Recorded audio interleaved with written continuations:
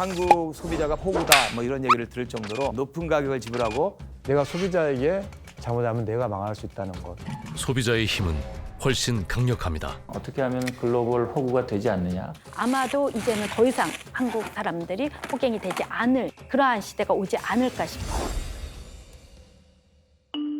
다년간 쇼호스트로 활동하면서 제가 느낀 것은 한국 소비자는 그 어떤 소비자보다 트렌디하며 무엇보다 현명하다는 것입니다.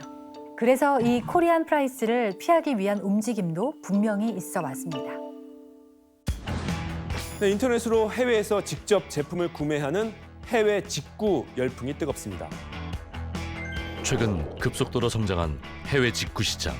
요새 뭐 너무나 이제 쉽게 가격 비교가 가능하고 그다음에 해외 직구도 이전보다 굉장히 많이 편해졌기 때문에 불과 6년 사이 해외 직구 금액은 무려 3배나 수직 상승했습니다. 우리나라에서 100만 원 주고 사야 될 걸 6, 70만 원에 아마존에서 팔리고 있으면 터무니없는 고가 정책은 잘 통하지 않을 거예요. 그러나 해외 직구 시장 규모에 비해 미흡한 안전장치로 피해를 보는 소비자도 늘고 있습니다. 그래서 소비자를 보호하는 법이 중요하다고 주장하는 전문가가 있습니다. 그 나라에 비해서 우리 소비자의 법적 권리가 대단히 약하다는 이것 때문에 코리안 프라이스 현상이 발생합니다. 그런 현상이 우리가 아메리칸 프라이스라는 그런 개념이 없잖아요. 결국은 코리안 프라이스를 해결하려면 반드시 있어야 될 것이 이제 단체 소송인 것이죠. 클래스 액션이라는 것은 기업의 입장에서는 모든 피해자에게 배상해야 되는 개별 소비자들을 법적으로 하나로 만들어 주는 거죠. 50년 넘게 집단 소송제가 이어져 온 미국에 비해 아직 소비자 집단 소송제가 제대로 이루어지지 않고 있는 우리나라. 단체 소송이라는 게 소비자들의 권리를 현저하게 증대시켜 줌으로써 외국 기업이 들어왔을 때 정상적인 그런 가격을 현저하게 넘어서서 약탈적 목적으로 가격 결정을 하는 경우도 상정할 수는 있거든요. 코리안 프라이스 대처 방안에 대한 또 다른 의견도 있습니다. 그거는 뭐 한국에 특정해서 그런 것이 아니라 제품에 따라서 조금 다릅니다. 경쟁자가 강력한 경우에는 가격을 낮춰서 들어가기도 하고 경쟁자가 강력하지 않다라고 생각하면 가격을 좀 높여서 올라갈 수도 있겠죠. 강력한 국내 브랜드가 있다면 코리안 프라이스는 생기지 않는다는 것. 예를 들면 아래 한글 같은 경우가 있으니까 마이크로소프트에서 뭐 MS 워드 이런 거 들어올 때 아래 한글이랑 거의 비슷한 가격으로 판매가 이루어졌거든요. 아래 한글 등과 경쟁하기 위해서는 낮은 금액으로 결정을 한 거죠.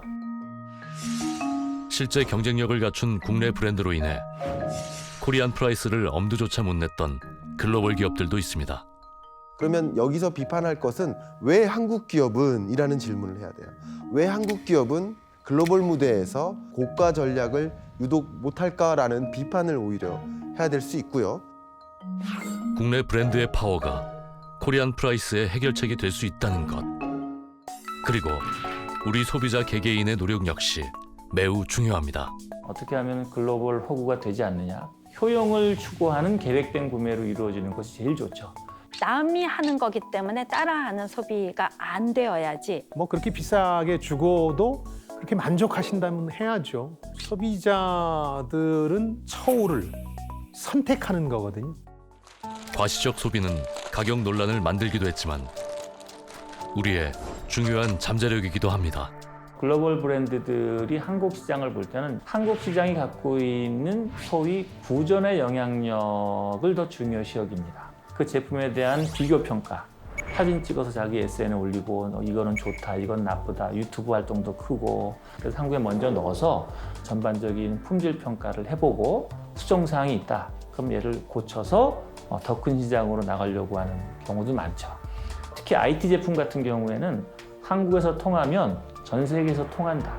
뭐 이런 자체의 기준점을 갖고 있기도 합니다. 음악, 컨텐츠, 지식 컨텐츠, 게임, 수많은 하이테크 생산자들이 밀집되어 있는 그러다 보니 한국에 대한 그 소비자의 어떤 니즈나 그런 기호가 상당히 높겠다라고 판단하는 경향도 두드러질 수 있겠습니다. 그 까다로운 한국 소비자들한테 사랑받으려면 세계적으로 또 공감을 얻어야 되니까 그런 측면에서 보면 너무 우리 소비 성향에 대해서 자학할 필요는 없다고 생각해요. 코리안 프라이스의 정의를 새로 쓸 또 하나의 검을 쥐고 있는 한국 소비자들. 결국 우리가 선택한 이 소비의 가격이 내일의 가격을 결정하고 글로벌 기업들의 표준이 됩니다. 그렇다면 여러분은 오늘 어떤 소비를 선택하시겠습니까?